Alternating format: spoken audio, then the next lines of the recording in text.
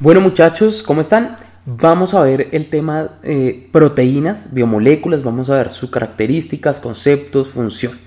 Y bueno, nos vamos a dar cuenta que dentro de las proteínas vamos a encontrar estructuras muy diferentes, funciones muy específicas y es importante que usted tenga esos conceptos claros para que pueda dar conocimientos más adelante.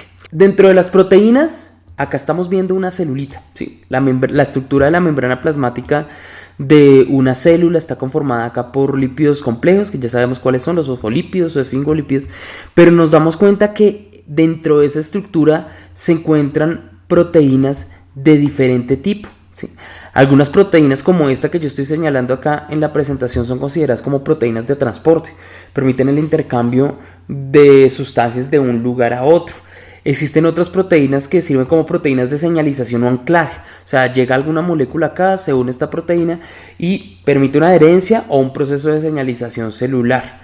Entonces la membrana plasmática, para complementar lo que hemos visto, no solo está constituida por lípidos como fosfolípidos, esfingolípidos y colesterol, sino que también encontramos proteínas, no solamente integrales, sino también algunas proteínas se pueden encontrar sobre la superficie de la membrana celular. Digamos, en el caso de los glóbulos rojos hay unas proteínas que se llaman espectrina alfa y beta que confieren esa forma bicóncava de los glóbulos rojos o eritrocitos, ¿de acuerdo? Entonces, funciones muy variadas, son muy interesantes también. Esto que estamos viendo acá pues es una lipoproteína, una lipoproteína. Ya hablamos de ella, el colesterol de alta y baja densidad, y hablábamos de la relación proteína-lípido, pues también desde las proteínas reciben una clasificación. En el campo farmacéutico las proteínas son muy importantes, son muy útiles, ¿sí? Muchos medicamentos se hacen a partir de, o fármacos se elaboran a partir de la síntesis de proteínas. La insulina, ustedes saben que la insulina es una proteína que regula la concentración de glucosa en el torrente sanguíneo. Entonces, cuando uno se alimenta de la papita, cuando uno está incorporando azúcares, para bajar los niveles de glucosa en el torrente sanguíneo se activa la insulina secretada desde el páncreas y los niveles bajan porque permite la insulina genera una adherencia a otro tipo de receptores de la membrana, otras proteínas, adherencia para que la glucosa, empiece a entrar al interior de la célula y baja la concentración. ¿Para qué entre? Pues para poder obtener energía. También en la parte de anabólicos se utilizan muchísimas proteínas y aminoácidos esenciales. Y pues también quiero que se vayan con la idea que la proteína no solo es estructural, o sea, no solo son los músculos, o sea, vamos a encontrar funciones reguladoras de transporte, viabilizan muchos procesos, enzimáticas, toxinas, tantas cosas tan interesantes de este grupo de biomoléculas, ¿bien? Entonces, ahora sí, con esa introducción pues vamos a entrar en materia, vamos a hablar del concepto, ¿qué son las proteínas? O sea, todas las proteínas, muchachos, están formadas por la repetición de aminoácidos. Estas bolitas que estamos viendo acá en la diapositiva o esto nos representa, ¿sí?, que cada uno es un aminoácido y tiene un color diferente porque en la naturaleza existen 30-32 aminoácidos diferentes en la naturaleza. Entonces, dependiendo de la secuencia o el orden de esos tipos de aminoácidos, se consolida una proteína determinada, ¿de acuerdo? Quiero que hablemos, antes de hablar de las proteínas, vamos a hablar de los aminoácidos. ¿Por qué? Porque el aminoácido es la estructura monomérica que consolida ese polímero o polipéptido o oligopéptido. Cuando hablamos de polipéptido nos referimos a moléculas proteicas de elevado peso molecular y oligopéptido que tiene varias repeticiones de aminoácidos pero no tiene tanto peso molecular como el polipéptido. ¿Ven? Entonces, ¿cuál es la fórmula general de un aminoácido? Y estamos viendo acá esta estructura representada. Vemos un carbono alfa, que es como el eje de la molécula, donde se adhieren dos compuestos, un grupo carboxilo y un grupo amino. Por eso se le denomina el aminoácido, ¿sí? Amino por el grupo carboxilo, por el grupo amino y ácido por el grupo carboxílico, COOH, ¿de acuerdo? Vemos que ese carbono alfa sale pues un hidrógeno y existe algo que se denomina la cadena lateral, ¿sí? La cadena lateral. ¿Qué viene siendo la cadena lateral? Viene siendo un compuesto o una repetición es un compuesto adherido a ese carbono alfa y el tipo de o el tipo, el número de moléculas que se encuentran ahí, de átomos, ¿sí? Determinan el aminoácido. Entonces la cadena lateral es distinta en cada aminoácido. Más adelante vamos a hablar de los aminoácidos alifáticos, aromáticos y heterocíclicos. Entonces los aminoácidos también se pueden clasificar según el grupo que se encuentra en la cadena lateral. Eso diferencia un aminoácido de otro. ¿Ven? Ahora, un aminoácido pueden tener dos caracteres, uno ácido y uno básico. Es decir, el aminoácido se puede comportar como ácido y se puede comportar como base. A eso se le denomina el comportamiento anfótero. ¿Sí? El comportamiento anfótero pues depende del pH y también depende del aminoácido en qué forma esté. Y ya les aclaro qué significa eso. Ahora, en un pH básico actúa como ácido y en un pH ácido actúa como base. Repito, en un pH básico actuará como ácido el aminoácido y en un pH ácido actuará como base. Si ustedes están viendo acá la estructura del aminoácido, vemos acá el grupo amino NH2 y acá el grupo carboxilo vemos C, doble enlace OH. Entonces, el aminoácido tiene la capacidad de aceptar estos hidrógenos o de ceder estos hidrógenos o de cargarse más acá el aminoácido y el aminoácido puede convertirse en NH3 o este grupo carboxilo puede quedar convertido en COOH. Entonces, eso depende en qué medio se encuentre. Por eso decimos que el aminoácido compensa, equilibra y esta característica o este comportamiento anfótero es muy importante para generar medios donde se pueda realizar procesos metabólicos, medios adecuados para que hayan procesos metabólicos, para que hayan reacciones bioquímicas eficientes, para que la célula tenga también una carga neta determinada, ya sea positiva o negativa. Por ejemplo, en las neuronas eso es súper importante para poder transmitir un impulso nervioso, ¿de acuerdo? Ahora, importante saber que cuando los aminoácidos están en el agua, están dentro de la célula en el agua, pueden existir en forma dipolar. Ustedes ya saben que es dipolo, que un extremo sea positivo y el otro negativo, eso significa que hay un dipolo. Esa característica cuando el aminoácido genera ese dipolo, un extremo positivo y el otro negativo, a eso se le conoce la forma Switterion, ¿sí? La forma Switterion. El Switterion es un compuesto que puede actuar o como ácido o como base, ¿de acuerdo? Vamos a ver unos ejemplos. Primero vamos a hablar de la forma Switterion. Entonces ustedes ven acá en medio básico, ¿sí? El grupo carboxílico COO, pero no tiene incorporado un hidrógeno. Por tal motivo, este extremo tiene una carga neta negativa por el oxígeno. Y acá vemos en el grupo amino vemos NH3, usted sabe que esto es un protón, la carga neta es positiva. Entonces se genera un dipolo. Esa es la forma Switterion. Si el aminoácido se encuentra en medio básico, ustedes ya en química me imagino que han trabajado lo del pH, ¿sí? El tema de pH. Los iones hidronio en medio básico, la concentración es muy bajita, ¿de acuerdo? Entonces, ¿qué pasa? Como él está cargado de protones, NH3, ¿el que hace? Ceder esos protones. ¿Para qué? Para equilibrar la concentración de iones hidronio en el medio. Entonces, acá en medio básico, el aminoácido se está comportando como un ácido, ¿de acuerdo? El medio básico se comporta como un ácido. Por eso vemos acá que pierde un hidrógeno, ¿sí? Está cediéndolo al medio, ¿de acuerdo? Entonces ahí está aumentando el pH. Ahora, el caso contrario, cuando el medio es ácido, entonces el aminoácido pues, está en el medio ácido, ¿cómo se comporta? El medio ácido se comporta como base. Vemos la forma Switterion NH3COO, pero ¿qué pasó con ese grupo carboxilo? Pues adoptó el hidrógeno y lo incorporó en su estructura. ¿De acuerdo? Miren acá, lo incorpora y queda NH3, el grupo amino y el grupo carboxilo COH. Es decir, se está comportando como base, captando hidrógenos que están en el medio. Por tal motivo, el pH ya deja de así, o sea, empieza a ser menos ácido. Eso se llama el comportamiento anfótero de los aminoácidos y como les dije anteriormente, es muy importante en muchos procesos para regular muchos procesos metabólicos. Recordemos ahora en el tema de las proteínas. Estamos hablando que la proteína es el resultado de la unión de muchísimos aminoácidos.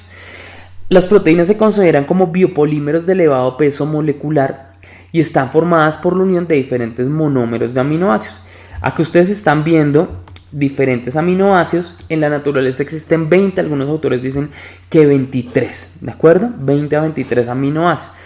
Estamos viendo en diapositiva acá la abreviatura, ¿sí?, del aminoácido. ARG significa arginina. Vemos la estructura del aminoácido con sus diferentes cadenas laterales que diferencian, qué pena la redundancia, diferencian un aminoácido de otro. Algo importante en tanto a las proteínas. Las proteínas están formadas por átomos de carbono y hidrógeno, porque usted sabe que todas las biomoléculas tienen átomos de carbono y hidrógeno. Y oxígeno, pues está el grupo carboxilo, ¿cierto?, que tiene el oxígeno. Y dentro de las cadenas laterales también se pueden encontrar átomos de oxígeno, que estamos viendo varios ejemplos, como la glutamina, como la aspargina. Sí, encontramos átomos de oxígeno en la cadena lateral también. Entonces, átomos de carbono, hidrógeno, oxígeno. ¿El grupo amino qué es? Pues tiene también átomos de nitrógeno. O sea, las proteínas realmente son muy ricas en nitrógeno. Y algunas proteínas tienen átomos de fósforo y átomos de azufre. Por ejemplo, acá la cisteína, estamos viendo acá, en la cadena lateral encontramos átomos de azufre, como acá también encontramos átomos de azufre. En algunas ocasiones las proteínas son moléculas complejas. Y esas proteínas pueden incorporar, o las llaman heteroproteínas, incorporan átomos como, o moléculas como el fósforo a la estructura. Lo vamos a hablar más adelante. Bien. Los aminoácidos se clasifican según R, o sea, según su cadena lateral. Se clasifican en alifáticos, que ya saben que es alifático, es una cadena hidrocarbonada. Acá estamos viendo un ejemplo, por ejemplo, la glutamina es una cadena hidrocarbonada, ¿sí? Entonces, alifáticos. Aromáticos, es decir, que la cadena lateral incluye un anillo aromático, como la fenilalanina, la tirosina, el triptófano.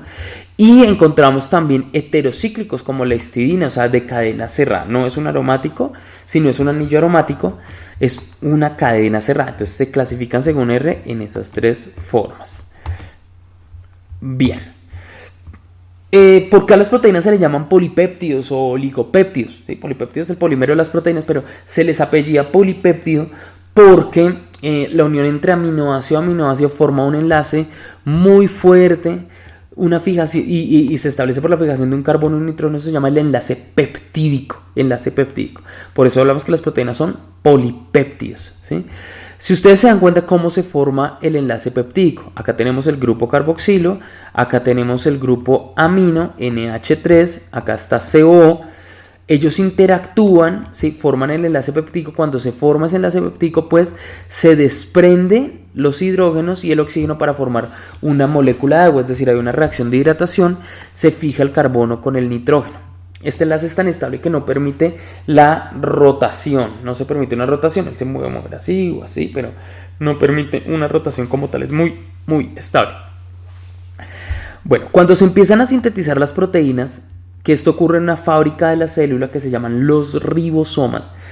De una vez quiero aclarar un tema. Las proteínas son el resultado de tres procesos metabólicos muy importantes.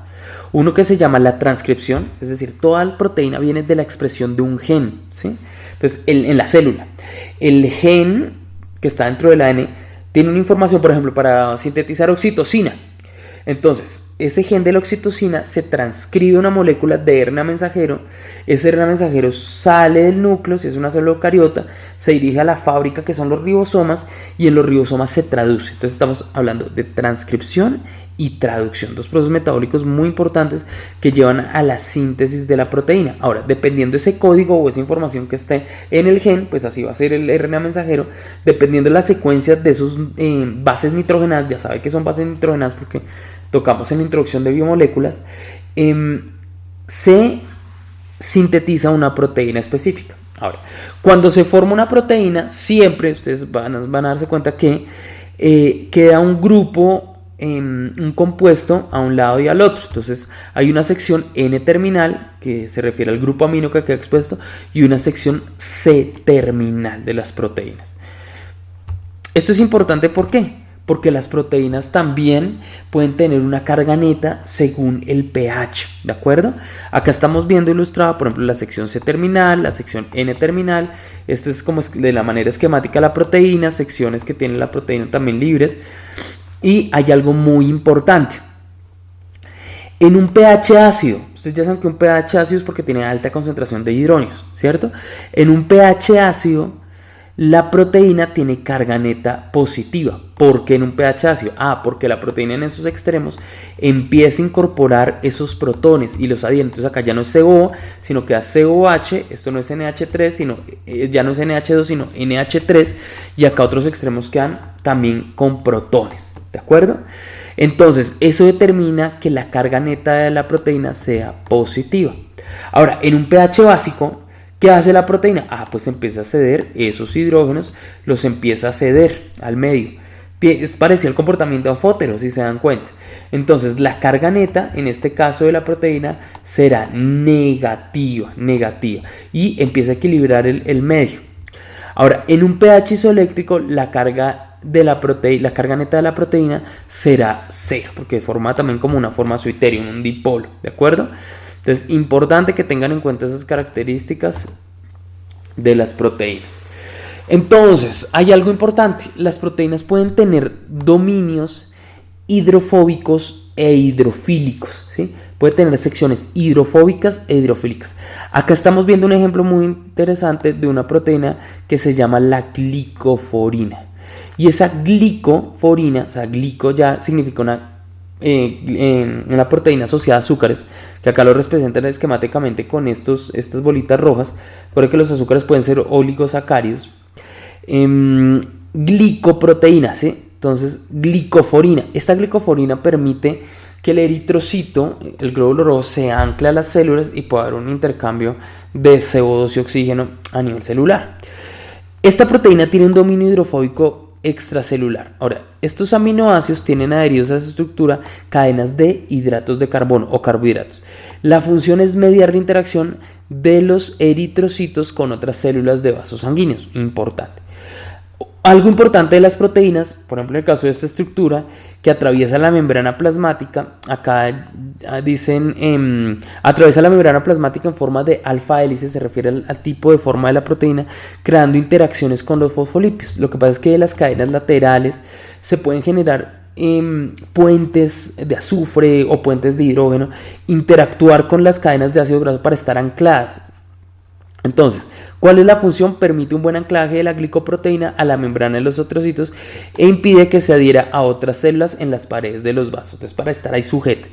Dominio hidrofílico intracelular. Entonces acá nos damos cuenta que acá son ricos en aminoácidos cargados negativamente, aspartato y glutamato. Función: este dominio citosólico constituye el punto de anclaje para el citoesqueleto. O sea, desde adentro de la proteína se está agarrando el citoesqueleto para que no se suelte.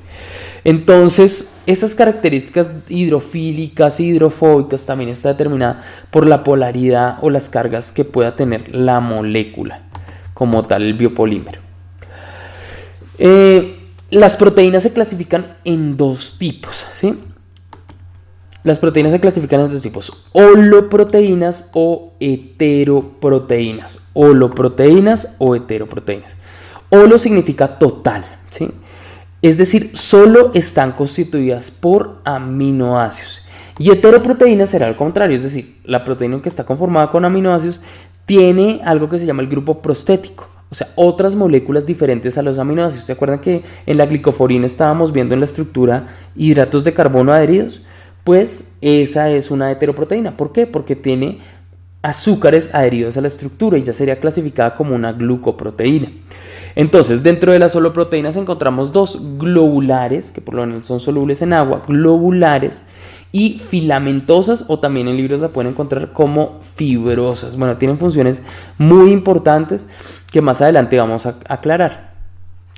Las heteroproteínas, que ya saben que son las que tienen un grupo prostético diferente a los aminoácidos, o sea, aparte de los aminoácidos tienen otro grupo prostético adherido, están las cromoproteínas. Por ejemplo, la hemoglobina es una proteína globular compleja, pero tiene un átomo de hierro incorporado, un átomo de hierro. Entonces es lo que le da el color. El magnesio en el caso de la clorofila. Entonces los pigmentos se denominan cromoproteínas. ¿de acuerdo? Glucoproteínas, es decir, está un glúcido que por lo general es un oligosacárido asociado a la proteína, eso está en las membranas celulares. Lipoproteína, pues encontramos lípidos asociados a proteínas como las moléculas LDL y HDL. Nucleoproteínas. Nucleoproteínas se refiere a las proteínas que están asociadas en el con el ácido nucleico, o sea, con ADN o ARN. Entonces, dentro del núcleo, por ejemplo, ¿sí? El ADN no está solo, o sea, hay un montón de moléculas y, por ejemplo, los ácidos nucleicos se encuentran con proteínas que facilitan la transcripción, bueno, muchos procesos hay. A eso se le denominan nucleoproteínas. Cuando se forman los cromosomas, hay una proteína que se llama la histona y facilita que se enrolle el ácido nucleico para compactar la cromatina, la información genética. Entonces a eso se le denomina nucleoproteínas. Encontramos la fosfoproteína, por ejemplo, tienen ácido fosfórico en la estructura más la proteína. Entonces a eso se refieren las heteroproteínas. Ahora, proteínas. Las holoproteínas, diferencias entre holoproteínas. Entonces sabemos que las holoproteínas son fibrosas y globulares. Las proteínas fibrosas tienen forma alargada. Ustedes están viendo acá esta estructura, varios aminoácidos, cadenas, forman secciones muy complejas también, pero tienen formas alargadas y por lo general las proteínas fibrosas son unidades repetidas de un solo tipo de secuencia, de solo un tipo de estructura secundaria. Ahorita vamos a ver las estructuras porque hay unas que llaman lámina plegada, ¿sí? Que da el resultado de la unión de aminoácidos y forman lámina plegada. Otra se llama hélice alfa. ¿De acuerdo? Las fibrosas son insolubles en agua, entonces por lo general su función es más estructural, o sea, no se pueden solubilizar en agua. Proporcionan resistencia. El citoesqueleto de la célula, el citoesqueleto está formado por proteínas fibrosas. Función estructural, ejemplos, el colágeno en el tejido conectivo de vertebrados, la queratina, que la hemos escuchado también, en piel, pelo y uñas, entonces da estructura, ¿de acuerdo? Acá estamos viendo es un esquema del colágeno. Ahora, las proteínas globulares tienen más o menos forma esférica. De hecho, son proteínas muy complejas que ya se enrollan mucho y forman como un globito. Entonces, por eso lo llaman globulares. Son ricas en estructuras secundarias. Estas son los tipos de estructuras secundarias. En muchos tipos de estructuras secundarias. Solubles en agua. Proporcionan flexibilidad y dinámica. O sea, ayudan a procesos metabólicos. Tienen múltiples funciones. Dentro de las globulares vamos a encontrar algunas proteínas que son hormonas. Otras que actúan como inmunoglobulinas que nos defienden con los anticuerpos. O sea, son anticuerpos realmente. Las enzimáticas que aceleran o catalizan reacciones biológicas. Acá estamos viendo una proteína globular que se llama la mioglobulina, que la encontramos en las carnes o en los músculos. Cuando hablamos de flexibilidad, cuando estamos hablando de flexibilidad, estamos hablando de cambios conformacionales. Es decir, la proteína se pega y cambia la estructura. Y función enzimática. Se adapta a diferentes tipos de estructuras, se complementa. Acá estamos viendo los niveles de organización de las proteínas. Niveles de organización de las proteínas. Entonces hay una estructura primaria. Cuando recién se sintetiza la proteína y se empiezan a ensamblar esos aminoácidos y empiezan a formar el enlace péptico, sale una estructura primaria. Pero como las cadenas laterales pueden tener átomos de azufre o pueden tener alguna polaridad, se empiezan a formar estructuras. La estructura secundaria, esta que estamos viendo acá, no es que sea el ADN, se parece muchísimo, pero es porque se forman unos puentes de hidrógeno o puentes de azufre. Se llama hélice alfa, ¿sí? Miremos acá, la estructura primaria es secuencia lineal de aminoácidos en la cadena polipeptídica. Estructura secundaria es una conformación regular con hélice alfa o lámina plegada beta. La lámina plegada beta no es como así en forma de hélice, obviamente, sino tienen estas estructuras, ¿sí? Hacia arriba, hacia abajo, ¿sí? Eso se llama lámina plegada beta. Debido a la formación de puentes de hidrógeno entre elementos del esqueleto uniforme del polipéptido, se forman esqueletos, enlaces en los esqueletos que permiten dar esa estructura. Estructura terciaria. Acá estamos viendo la cadena polipeptídica. La estructura terciaria es la forma global de las cadenas polipeptídicas que dependen de las propiedades químicas e interacciones de las cadenas laterales.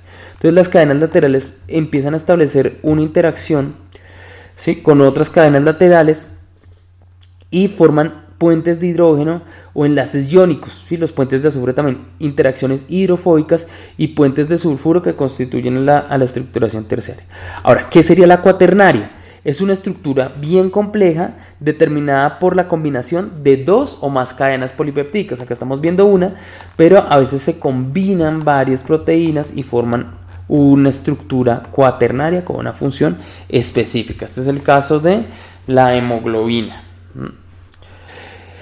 Heteroproteínas. Acá es chévere porque a ustedes este tema les debe interesar mucho porque lo van a utilizar bastante cuando van bioquímica y biología celular.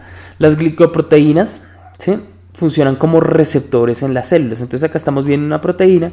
Esta estructura parece que estuviera simulando una hélice alfa y acá vemos una cadena de oligosacáridos. Entonces las glicoproteínas funcionan como receptores en la célula, ¿sí? Mira, acá dice: en la superficie de los carbohidratos sobre las células sirven como puntos de unión con otras células, ¿sí?, con otras células, bueno, acá estamos viendo con otras células, con bacterias, con virus, con toxinas, con hormonas que llegan por ahí y se adhieren, ¿de acuerdo? Entonces, una celulita, por ejemplo, un leucocito se puede desplazar a través de las paredes endoteliales porque empieza a haber una interacción, ¿sí?, con esas glicoproteínas. Las bacterias, cuando las bacterias llegan, encuentran una célula, se unen a esa estructura, hay como una recepción y pueden penetrar al interior de la célula, ¿de acuerdo? Los virus también, o sea, el virus cuando llegue y encuentre una célula, el virus se une a esas glicoproteínas y el virus de cierta forma se puede camuflar y entrar recubierto, ¿sí?, entrar recubierto por la misma membrana al interior de la célula y se dirige al núcleo. Las toxinas también, o sea, cuando una toxina tiene efecto sobre la célula, pues la toxina se une, desencadena una alteración metabólica y la célula se puede dañar. Ahora, las toxinas a veces son específicas para esos receptores, ¿no? O sea, no. Por eso es que dicen, pero ¿por qué el veneno de una serpiente no mata a la serpiente? Pues porque ella no tiene los receptores para ese veneno para hacerles daño. Sencillamente se produce la toxina puede estar circulando, o ella puede, mejor dicho, es como si se mordiera ella misma, pues no le va a afectar, ¿de acuerdo? Glicoproteínas, pues acá estamos viendo la descripción de la glicoproteína, de todos los tipos de glicoproteínas. Heteroproteínas y cromoproteínas. Entonces miren, acá estamos viendo, ¿recuerdan que hablamos de las proteínas cuaternarias? Mira acá la estructura por varios tipos de péptidos. Entonces esto es un péptido y mire, tiene átomos de hierro en la estructura. Entonces esto es una heteroproteína. Esto es una cromoproteína porque el hierro es lo que determina el color rojo de los eritrocitos. Entonces, ¿por qué el eritrocito se ve todo rojo? Porque hay millones de moléculas de hemoglobina adheridas a ese eritrocito, o sea, adheridas en la membrana de ese eritrocito, y se encargan de hacer un intercambio y transportar CO2 o dióxido de carbono. Cuando el oxígeno se adhiere a la hemoglobina la llamamos oxiohemoglobina, y cuando el CO2 se adhiere a la hemoglobina se llama carboxihemoglobina. Acá estamos viendo la estructura de la hemoglobina, un anillo pirrólico y de la clorofila también. Algo muy interesante en términos evolutivos para que se sorprendan. La única diferencia entre la clorofila y la hemoglobina, si ustedes ven esta estructura, ¿sí?, es que la hemoglobina tiene un átomo de hierro y le da el color rojo, y la clorofila tiene un átomo de magnesio. ¿No les parece interesante? A mí me parece supremamente interesante que solo un elemento ahí incrustado o ahí sea el que cause unas diferencias tan significativas en procesos metabólicos. Entonces, interesante. Acá tenemos otra cromoproteína, la mioglobina, ¿sí?, la encontramos en el músculo. Mire, una mioglobina bien acá, bien compleja, con su grupo prostético, estructuras secundarias, múltiples estructuras secundarias. Acá estamos viendo hélices alfa, ¿sí o no? Esas cromoproteínas, por ejemplo acá la mioglobina, es la que le da el color a la carne, que la vemos roja. De hecho, esa mioglobina se oxida muy rápido. Cuando usted de pronto, a ver, si nosotros de pronto hemos dejado la carne, cuando la mamá deja la carnecita así en un platico, ustedes se dan cuenta que la carne toma un color verde. Pero si usted llega y levanta, ahora no es que esté picha en ese momento, ¿no?, sino que el oxígeno oxida la mioglobina y empieza a tomar esa coloración verde, ¿sí? Pero por el otro lado, cuando levanta, el lado que no está en contacto con el oxígeno sigue de color rojo. Recuerden, las carnes rojas tienen mayor contenido de grasa, mayor cantidad de mioglobina, ¿sí? Ahora, las carnes blancas tienen menor cantidad de mioglobina. De hecho, por eso es que las carnes blancas son más fáciles de metabolizar y procesar, porque estas proteínas son muy complejas y metabólicamente, o sea, uno cuando para desdoblar estas moléculas, obtener la energía que está ahí, eso es muy duro, es muy pesado. Entonces por eso el metabolismo, o sea, en los procesos metabólicos hay un mayor costo energético para desdoblar esas moléculas. Carne de pescado, pavo, pollo, cerdo. O sea, comer pescadito, pollito bueno, la carne de cerdo también es un poquito más grasosa y un poquito más densa, pero se metabolizan más fácil. Acá estamos viendo otro ejemplo de proteínas, las lipoproteínas. Algo hablamos de ellas en la presentación anterior. High Density Lipoprotein y Low Density Lipoprotein o Low Density Lipid. Ustedes se dan cuenta acá, las proteínas que se encuentran incrustadas en esas lipoproteínas, en esa molécula, en esa vesícula, se llaman apoproteínas. Acá encontramos el colesterol. Cuando hay mayor concentración de apoproteínas o de proteína que de lípido, es una proteína buena, un lípido bueno, ¿sí?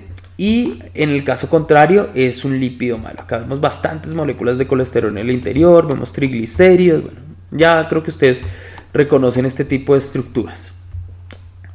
Otro tipo de heteroproteínas. Acá las fosfoproteínas, por ejemplo la caseína, ¿sí? Que la encontramos en la leche y lo utilizan bastante para hacer suplementos, para síntesis micelar síntesis, es decir, para que se puedan construir más fibras musculares.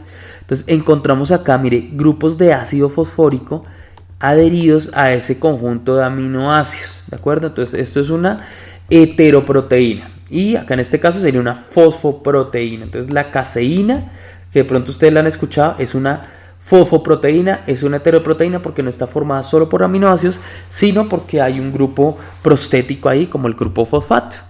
Bueno, vamos a hacer lo siguiente. La siguiente sesión de proteínas vamos a hablar de cada una de las funciones de manera específica. Que estén muy bien. Chao.